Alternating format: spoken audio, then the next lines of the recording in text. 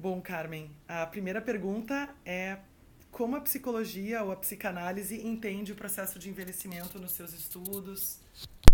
Teoria?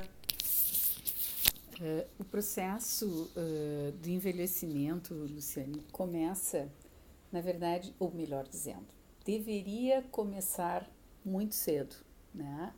As pessoas têm uma tendência a negar o envelhecimento e a partir de uma determinada idade, se não me engano em torno dos 40 anos, o nosso corpo começa o processo de declínio. Então, o envelhecimento começa cedo, é negado isso do ponto de vista biológico, né, obviamente falando, mas as repercussões disso no psiquismo, né, como é que as pessoas vivem ou não a possibilidade de não terem mais os recursos que tiveram ao longo da vida, porque a velhice se caracteriza predominantemente por uma restrição, por uma limitação nas possibilidades, né? Então, assim, são muitos os processos de luto que acontecem durante o processo de envelhecimento, porque vão havendo perdas.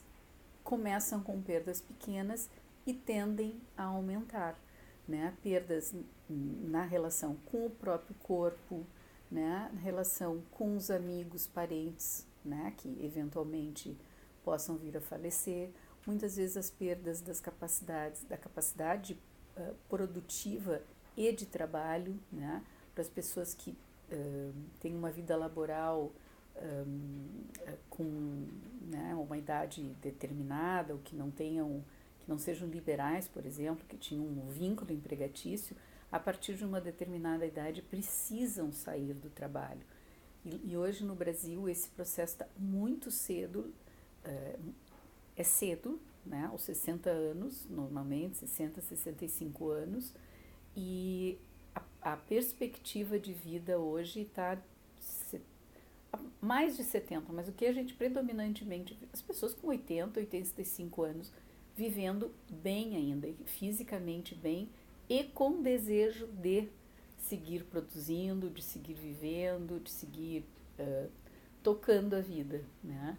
Mas a perda da capacidade não, do trabalho, né, é um fator complicador no envelhecimento, né, no processo de envelhecimento, que eu reforço, assim, começa cedo, né, mas existe uma tendência a se negar esse processo, e quando eu digo a negação do processo, pelo fato de não se prepararem para esse tempo que é de um futuro próximo, né, aonde vai haver inevitavelmente uma redução, né, do campo de ação, né, dos sujeitos, seja em termos, volto a dizer, laborais, sociais, né, social, aliás,